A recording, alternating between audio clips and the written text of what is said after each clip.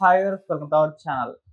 Pastor Praveen Pagadala మృతి పైన చాలా రకాల అనుమానాలు అయితే వ్యక్తం అవుతున్నాయి. పాస్టర్లు, క్రిస్టియన్ సంఘాలు అన్ని కూడా ఇప్పుడు రాజమండ్రిలో మొత్తం ఆందోళన అయితే వ్యక్తం చేస్తున్నారు. దీని వెనకాల కుట్ర కోణాలు ఉన్నాయి. ఇది యాక్సిడెంట్ అయితే ఏ మాత్రం కాదు అని చెప్పేసి కూడా వాళ్ళైతే వాళ్ళ అభిప్రాయాలను అయితే వ్యక్తం చేస్తున్నారు. సో ఇప్పుడే పోస్ట్ మార్టం కంప్లీట్ అయినట్టుగా కూడా ఒక న్యూస్ అయితే వచ్చింది. అండ్ చంద్రబాబు నాయుడు గారు ముందే రియాక్ట్ అయిపోయి విచారణ కూడా ఆదేశించారు. దీనిపైన సంపూర్ణ సమగ్రమైన విచారణ జరపాలని చెప్పేసి కూడా కోరారు. మరి ఏం జరిగింది ఈ ప్రవీణ్ గారి విషయంలో, మరి ఇప్పటి వరకు ఎటువంటి అప్డేట్స్ వచ్చాయి, దీని వెనకాల నిజంగా కుట్ర కోణాలు ఉన్నాయా లేవా? సో ఈ అంశాలన్నీ కూడా డిస్కస్ చేయడానికి ప్రజెంట్ మనతో పాటు టీడీపీ స్పోక్స్ పర్సన్ సూర్యదేవ లత గారు ఉన్నారు. వారితో ఒకసారి మాట్లాడి తెలుసుకునే ప్రయత్నం అయితే చేద్దాం. నమస్కారం మేడం. నమస్తే మేడం, నిన్న నుంచి కూడా మొత్తం రెండు రాష్ట్రాల్లో సంచలనంగా మారిపోయింది. ప్రవీణ్ పగడాల పాస్టర్ ఆయన నిన్న యాక్సిడెంట్ లో చనిపోయారని నిన్నంతా కూడా వార్తలు వచ్చాయి. కాకపోతే ఇది యాక్సిడెంట్ కాదు, దీని వెనకాల కుట్ర కోణాలు ఉన్నాయి, కావాలని చంపేస్తారు, ముఖం మీద గాయాలు ఉన్నాయని చెప్పేసి ఆ క్రిస్టియన్ సంఘాలు, పాస్టర్స్ అందరూ కూడా ఆరోపించారు. మరి ఇప్పటి వరకు వచ్చిన ఇన్ఫర్మేషన్ ప్రకారం ఎటువంటి న్యూస్ ఉంది, మీకేం తెలుసు? అంటే ప్రవీణ్ పగడాల గారు ఆయన గతంలో కూడా నా మీద థ్రెట్ ఉంది నాకు అని ట్విట్టర్ వేదికగా ఆయన చెప్పటం జరిగింది. సరే, అలా ఉన్నప్పుడు ఆయన ఎందుకు, ఇప్పుడు ఆయన ఎవరో చంపేస్తున్నారు, చంపబోతున్నారు అని భయపడిన వ్యక్తి ఎందుకు 2 వీలర్ మీద ప్రయాణించాల్సి వచ్చింది? సో ఆయన 2 వీలర్ లో వెళ్తున్నప్పుడు, సరే ఆయనతో గతంలో ఆయన అక్కడ నుంచి హైదరాబాద్ నుంచి వైజాగ్ వరకు వెళ్తున్నారు. సరే, అక్కడ వరకు వెళ్ళేటప్పుడు సో బై రోడ్ వెళ్తున్నారు, సో 2 వీలర్ లో వెళ్తున్నారు. సో అది ఎవరితోనైనా డిస్కస్ చేశారా? ఎవరితో కలిసి డిస్కస్ చేశారు? ఫస్ట్ అందరూ అనుకున్నారు యాక్సిడెంట్ అని. సరే, తర్వాత రకరకాలు చెప్తున్నారు. అంటే నరికి చంపారని కొంతమంది, కర్రతో కొట్టారని కొంతమంది, ఇట్లా చెప్తున్నారు. కొంతమంది డౌట్స్ కూడా ఎక్స్ప్రెస్ చేశారు. ఒకవేళ యాక్సిడెంట్ గానీ అయితే కొట్టుకుపోయి ఉండాలి కదా స్కిన్ అంతా కూడా అని చెప్పి కూడా చెప్తున్నారు. సరే, అది స్కిన్ కొట్టుకుపోయిన మార్క్స్ ఎక్కడా కనపడలేదు అని, ఎవరో కొట్టినట్టు నరికినట్టు కనపడుతుంది, గాయాలు ఉన్నాయి ముఖం మీద అంతా కూడా అని చెప్పి అంటున్నారు. సరే, ఆయన అక్కడి వరకు విజయవాడ వరకు వెళ్ళారు, భోంచేశారు, మళ్ళా అక్కడ నుంచి జర్నీలో జరిగింది.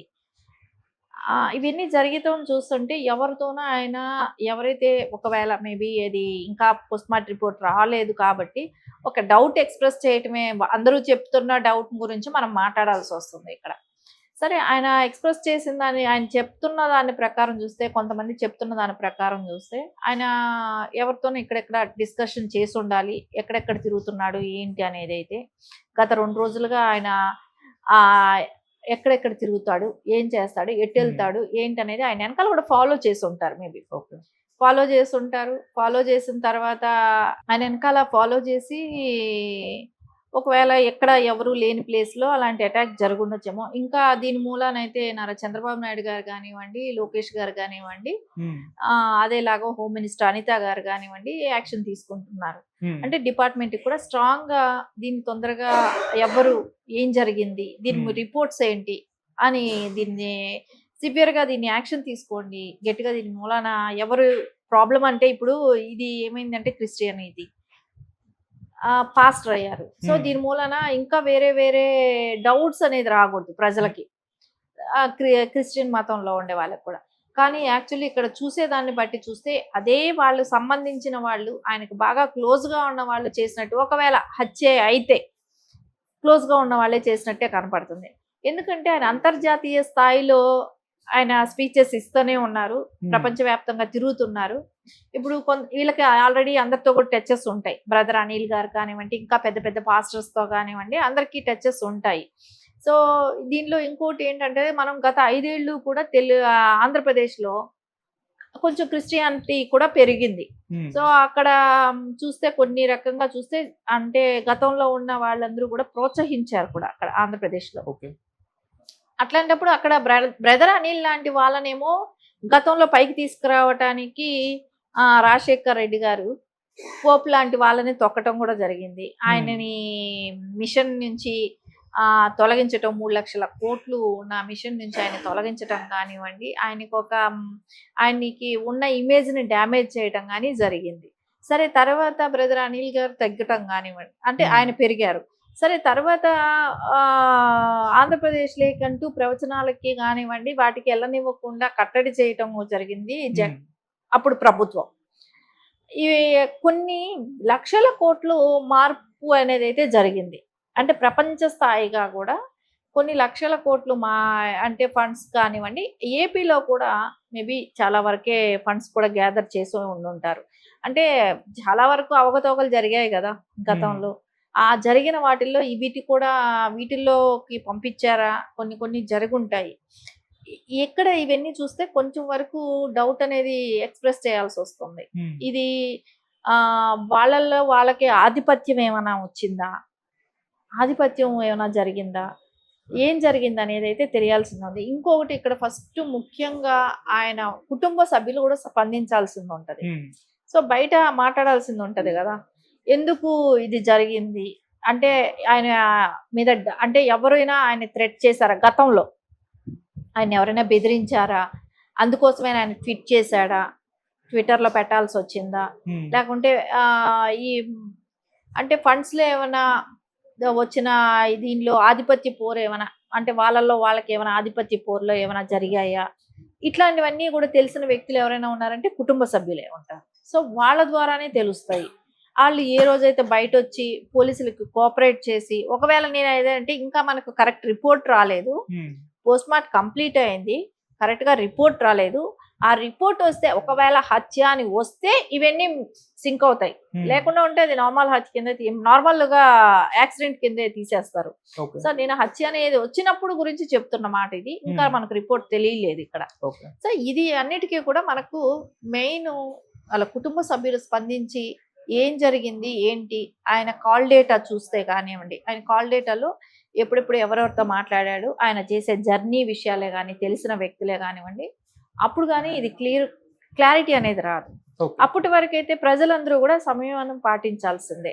ఎందుకంటే విధ్వంసాలు రెచ్చగొట్టుకోకూడదు. ఏం జరిగింది ఏంటి అనేది అయితే కొంచెం పీస్ఫుల్ గా ఆలోచించి, అందుకోసమే చంద్రబాబు నాయుడు గారు కూడా దీన్ని ఎవిడెన్స్ పక్కాగా అంటే పోలీసులకు కూడా సీరియస్ గా చెప్పటం కూడా జరిగింది. ఎప్పుడూ కూడా ఇలాంటివి జరగలేదు గతంలో ఇట్లాంటివి, కానీ ఇప్పుడు జరిగినా కూడా ఇట్లాంటివి జరుగుతూనే ఉంటాయి చెదురుముద్రుగా. కానీ ఇది ప్రపంచ స్థాయి స్పీచెస్ ఇచ్చే పాస్టర్ కాబట్టి ఆయన విషయంలో ఇలా జరగటం అనేది బాధాకరమైన విషయం. దీన్ని త్వరగతిన మనం క్లారిటీ అనేది ప్రజలకు ఇవ్వాలి. ఏం జరిగింది ఏంటి అనేది అయితే పోలీసులకి డైరెక్షన్ ఇవ్వటం కానీ ఆ దిశగా పోలీసులను కూడా యాక్షన్ తీసుకోవటం జరుగుతుంది. ఓకే. మరి మీకు ఎక్కువగా పాస్టర్లు అండ్ క్రిస్టియన్ సంఘాలు హిందుత్వ వాదుల పైన కూడా కొన్ని అనుమానాలు వ్యక్తం చేస్తున్నారు. వాళ్ళపైన కూడా ఆరోపణలు చేస్తున్నారు. కాకపోతే వీళ్ళు ఏమంటున్నారంటే రాముని పైన అంటే హిందూ గ్రంథాల పైన ఎంతో మంది కామెంట్ చేశారు. వాళ్ళందరికీ మేము ఆందోళన వ్యక్తం చేస్తాం కానీ ఎప్పుడు ఇటువంటి ప్రయత్నాలు చేయలేదు. ఇది మా పని కాదని వాళ్ళ వర్షాన్ని చెప్పే ప్రయత్నం చేస్తున్నారు. మతపరమైన అంశాల కోణంలో ఈ విధంగా ఉంటుందంటారు. మీరేం చెప్తారు? నేను అనుకుంటాను మతపరమైన అంశాలు తీసుకుంటే అంత ఉండకపోవచ్చని అనిపిస్తుంది. ఎందుకంటే చాలా మంది పాస్టర్స్ బలవంతంగా వెళ్ళి కూడా మార్చిన విలేజ్లకు వెళ్ళి మారండి అని చెప్పినవి ఇవన్నీ కూడా చూసాం. కానీ ఎక్కడ జరగలేదే. ఇప్పుడు వాళ్ళని పంపించేసేవాళ్ళు, తిట్టటమో పంపించేయటమో అంతవరకే ఉండేది. వాళ్ళని ఎక్కడ కూడా చంపల. ఎక్కడ కూడా హిందువులు ఇప్పటి వరకు జరిగినవి మనం చూస్తే వీడియోలు తీసి పోస్ట్ చేశారు, ఇలాంటివన్నీ జరిగాయి. కానీ చంపే అంత కసి వెళ్ళటం అనేది జరగలేదు. మనం అనుకుంటే పోప్ గారు యాక్చువల్లీ చాలా పెద్ద పాస్టర్.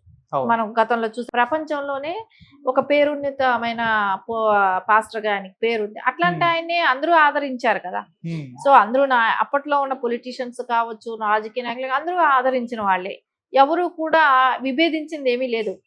ఆయనకి అంతే ఇదిగా చూసుకున్నారు కూడా. ప్రజలు కూడా ఎక్కడ పెద్ద డిఫరెన్స్ చూపెట్టలేదు కూడా అప్పుడు కూడా.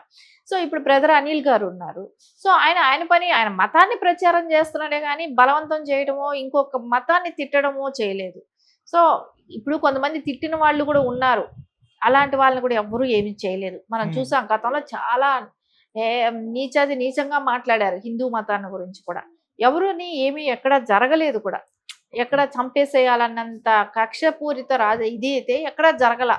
తెలుగు రాష్ట్రాల్లో పాస్టర్స్ మీద అటాక్ చేయటాలు, చంపాలనే ఇదైతే ఎక్కడ జరగలేదు. అదంతా కూడా ఒట్టిదే. ఇవన్నీ మాట్లాడటం అనేది కరెక్ట్ కాదు. కానీ దీనికంతా కూడా నేను అనేది ఏంటంటే టైం టేకింగ్. కొంచెం అది రిపోర్ట్స్ రావాలి. ఏదైతే జరిగిందని అంటున్నారో దాని తాలూకా రిపోర్ట్స్ ఒకటి రావాలి. సో దాని తర్వాత ఇన్వెస్టిగేషన్ జరగాలి. ఇప్పుడు ఆల్రెడీ కంప్లైంట్ ఇచ్చున్నారు కాబట్టి ఇన్వెస్టిగేషన్ స్టార్ట్ అవుతుంది. సో స్టార్ట్ అయిన తర్వాత అయితే ఎవరు చేశారు ఏంటి అనేది అంతవరకు అయితే మనం దీని గురించి మతాల పరంగా తీసుకెళ్ళకూడదు. ఓకే. మతాల పరంగా తీసుకెళ్ళేసి మనం ప్రశాంతంగా ఉన్న రాష్ట్రాలలో అల్లకల్లోలం అయితే చేసుకోకూడదు కాబట్టి ఖచ్చితంగా దీన్ని ఏం జరిగింది, ఎలా జరిగింది, ఎందుకు జరుగుంటది అనే ఒక దృష్టి అయితే ముందు పెట్టాల్సిన అవసరం ఉంటుంది. ఓకే మేడం, ఇక్కడ ఇన్వెస్టిగేషన్ ఎలాగో చేస్తామని చెప్పేసి చంద్రబాబు నాయుడు గారు ఆదేశాలు జారీ చేస్తారు. ఇక్కడ అనిత గారు కూడా చెప్పారు. అయితే ఇక్కడ ఒక డౌట్ ఎక్స్ప్రెస్ చేస్తున్నారు. అంటే కేంద్రంలో కూటమి ఎన్డీఏ కూటమి అధికారంలో ఉంది, ఆంధ్రప్రదేశ్లో కూడా ఎన్డీఏ అధికారంలో ఉంది. ఇది మిగతా మతాల పట్ల పక్షపాతం లేకుండా ఎంక్వైరీ చేస్తుందా అన్న ఒక డౌట్ ని ఈవెన్ అనిత గారిని కూడా రిపోర్టర్స్ అడిగారు. సో ఈ విధంగా ఉంటుందా, మరి పక్షపాతం లేకుండా ఎంక్వైరీ చేస్తారా అని చెప్పేసి అడిగారు. మరి ఆమె అయితే మేము ఎటువంటి కుల మతాలు అవేమి చూడము, మనంతా కూడా అన్ని మతాలని సమానంగా చూస్తాం, దీంట్లో కూడా అటువంటి కోణం ఉంటే ఖచ్చితంగా చేస్తామని చెప్పారు. మరి ఆ విధమైన ఏమన్నా పక్షపాతం లేకుండా చేస్తారంటారా, మీరేం చెప్తారు? మీరు ఒక్కటే ఇక్కడ ఆలోచించండి. మీరు గత ప్రభుత్వం ఉన్నప్పుడు హిందూ మతాల టెంపుల్స్ కి రావటానికి కూడా ఇష్టపడని వాళ్ళు ఉండేవాళ్ళు సీఎంలు మనం చూసాం. కానీ నారా చంద్రబాబు నాయుడు గారు అది కాదు. ఏ మతంకి వెళ్తే, అంటే ఇప్పుడు చర్చికి వెళ్తే చర్చి ఆచారాలు ఏంటో ఆ ఆచారాలు తూచా తప్పకుండా పాటించారు. అదే మసీదుకి వెళ్తే మసీదులో వాళ్ళ ఆచారాలు ఏంటో టోపీ పెట్టుకోవటం ఇట్లాంటివి ఉంటాయి కాబట్టి వాళ్ళ ఆచారాలు తప్పకుండా పాటించారు. అది హిందూ టెంపుల్స్కి వెళ్తే హిందూ. ఇక్కడ కూడా నారా చంద్రబాబు నాయుడు గారు మతాలని, ఏ మతం టెంపుల్స్కి వెళ్ళినా ఏ మత ఆచారాలని అక్కడ ఆ ప్లేస్లో ఆయన పాటించారు. ఎప్పుడూ కూడా ఒక మతాన్ని తక్కువ చేసి చూడటం కానివ్వండి, ఆ మతం వాళ్ళకి తక్కువగా మాట్లాడటం కానీ జరగలేదు. ఎప్పుడూ కూడా కూటమి ప్రభుత్వం ఉన్నప్పుడు, అంటే తెలుగుదేశం గవర్నమెంట్ లో నారా చంద్రబాబు నాయుడు గారు సీఎం గా ఉన్నప్పుడు ఎప్పుడూ కూడా జరగలేదు. ఇప్పుడు ఎన్డీఏ కూడా అలాంటి వాటిని, అంటే కూటమిలో ఉన్నారు వాళ్ళు కూడా ఎక్కడా కూడా మీరు తీసుకుంటే గతంలో హిందూ ముస్లిమ్స్ కూడా ఉండేది హైదరాబాద్ లో. అలాంటిది ఎక్కడా కూడా తెలుగుదేశం గవర్నమెంట్ వచ్చిన దగ్గర నుంచి అవన్నీ కూడా రూపుమాపారు. కర్ఫ్యూ అనేది ఉండేది. సో ఆ కర్ఫ్యూ కూడా లేకుండా చేశారు కదా. ఒక టైంలో హైదరాబాద్ రావాలన్నా అట్లాంటి ప్లేసుల్లో వచ్చేటప్పుడు అమ్మో ఎప్పుడు కర్ఫ్యూ ఉంటుందో, ఎప్పుడు కొట్టుకుంటారో, ఎప్పుడు హిందూ ముస్లిమ్స్